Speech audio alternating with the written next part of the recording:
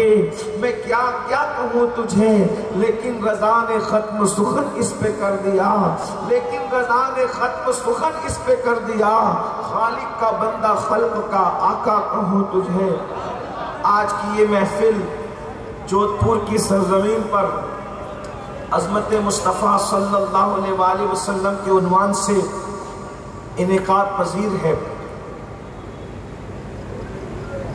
غلامان اشرف committee کے جملہ کارکنان اور بالخصوص بانی غلامان اشرف کمیٹی برادر گرامی قدر خطیب اعظم راجستھان حضرت علامہ سید نور میاں صاحب قبلہ اشرفی اور ان کی پوری ٹیم کو اور ان سب علماء مشائخ کو مبارکباد پیش کی جاتی ہے کہ اللہ تبارک و تعالیٰ کے پیارے محبوب صلی اللہ علیہ وآلہ وسلم کی محفل کو ان لوگوں نے بڑے تزک و احتشام کے ساتھ منعقد کیا۔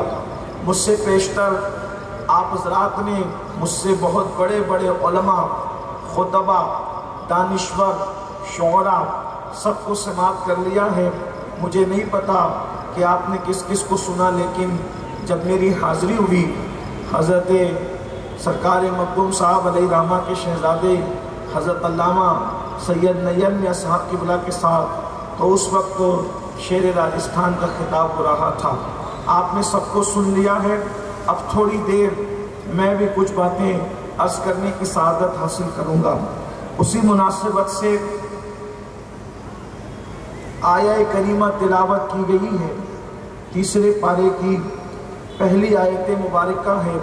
اللہ تبارک و تعالیٰ اس کے متعلق مجھے حق کہنے اور آپ سب کو حق سن کر اس پر عمل کرنے اور اسے عام کرنے کی توفیق عطا فرمائے۔ بڑے بڑے علماء اور خطبہ کے بولنے کے بعد جب نور میاں بولنے، شیر راجستھان بولنے، بزرگ لوگ بولیں تو طالب علم کی حیثیت کیا رہتی ہے، لیکن اگر آپ میرا ساتھ دیں گے تو بات عظمت رسالت کی ہے اور یہ ہماری زندگیوں کا عنوان ہے۔ سبحان اللہ، سبحان۔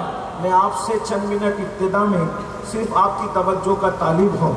ہمیشہ یاد رکھنا، جو مذاہب ہوتے ہیں تو مذہب کا اعتبار مذہب لانے والے کی بنیاد پر ہوتا ہے۔ مذہب جو لاتا ہے اسی کی بنیاد پر اس مذہب کا اعتبار ہوتا ہے، اور مذہب کے حوالے سے دکھانے والی دلیلیں نہیں ہوتی، بس لانے والے کو دیکھ کر کے سمجھنا ہوتا ہے کہ بات کتنی سچی ہے اور بات کتنی سچی نہیں ہے، اس پر کتنا اعتماد ہو سکتا ہے اور اس پر کتنا اعتماد نہیں ہو سکتا۔ مثال کے طور پر ایک چیز ہے، توجہ فرمائیں میرے جوانوں کی خصوصی توجہ، اس لیے کہ بات عظمت رسالت صلی اللہ علیہ وآلہ وسلم کی ہے۔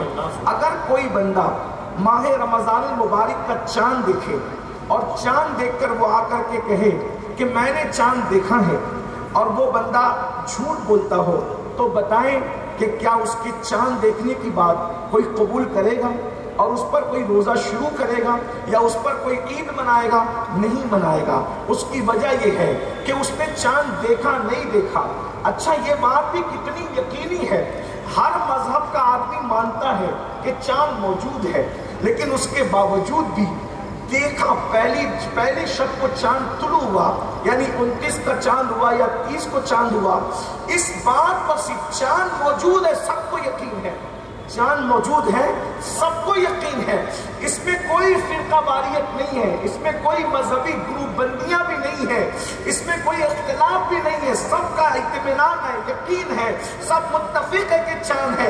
لیکن چاند ہے مگر دیکھا کہ نہیں دیکھا، اس پر یقین نہیں ہو رہا ہے۔ وجہ کہ بولنے والا سچ جو بول رہا ہے وہ سچا نہیں ہے، وہ جھوٹ بولتا ہے۔ کبھی وہ چوری بھی کرتے ہوئے پکڑا گیا، اس لیے اس کی بات پہ اعتماد نہیں ہوگا۔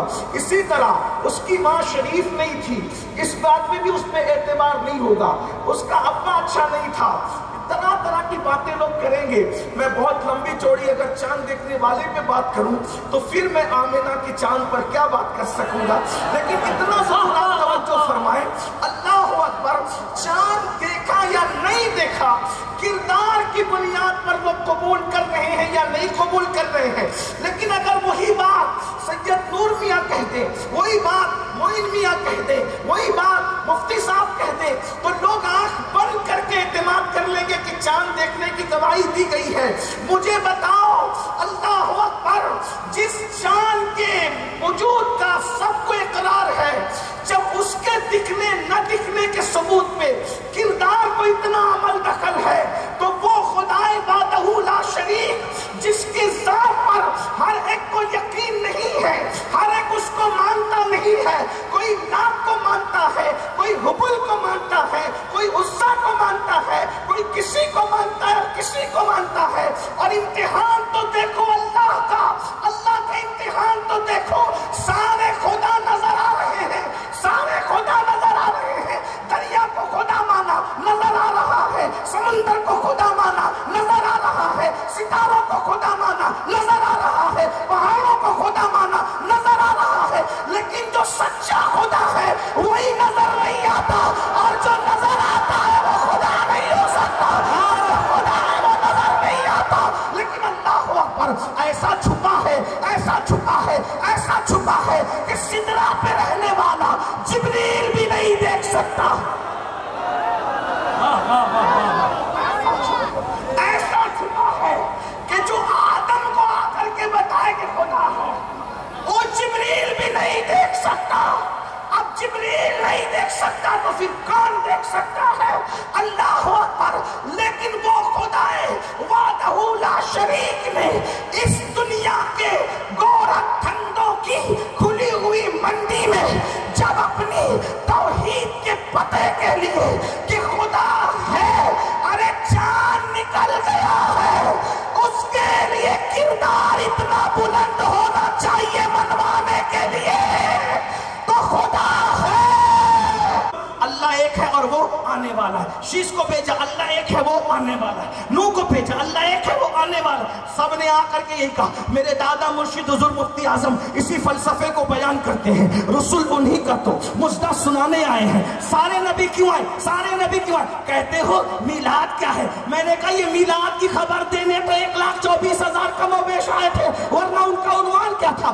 اللہ ایک ہے وہ آنے والا ہے، اللہ ایک ہے وہ آنے والا ہے، اللہ ایک ہے وہ آنے والا ہے، اللہ ایک ہے اور اللہ ایک ہے اور اس کا وہ حبیب، اس کا حبیب وہ آنے والا، اللہ ایک ہے اور اس کا وہ حبیب آخری نبی آنے والا، وہ آئے گا، وہ آئے گا، وہ آئے گا، وہ آئے گا۔ یعنی سب نبی کس کا ذکر کرتے رہے؟ میرے وہ مرشد دادا مرشد کہتے ہیں رسول انہی کا، رسول انہی کا تو مجدہ سنانے آئے ہیں، انہی کے آنے کی خوشیاں منانے آئے ہیں۔ اللہ اکبر، جو چاہیں گے، جسے چاہیں گے یہ اسے دیں گے۔ کریم ہے، کریم ہے، کریم ہے، یہ خزانے لٹانے آئے ہیں۔ انہیں خدا نے کیا اپنے ملک کا مالک، انہیں خدا نے کیا اپنے ملک کا مالک۔ اللہ اکبر، کریم ہے، وہ خزانے لٹانے آئے ہیں۔ جو چاہیں گے، جسے چاہیں گے یہ اسے دیں گے۔ اللہ اللہ، نصیب تیرا چمک اٹھا دیکھ تو نوری، نصیب تیرا چمک اٹھا دیکھ تو نوری۔ عرب کے چھان لحد کے سرحانے آئے، سب نبی آتے رہے، ان کا ذکر کرتے رہے۔ اور اب ایک جلسہ آخرت میں ہوگا۔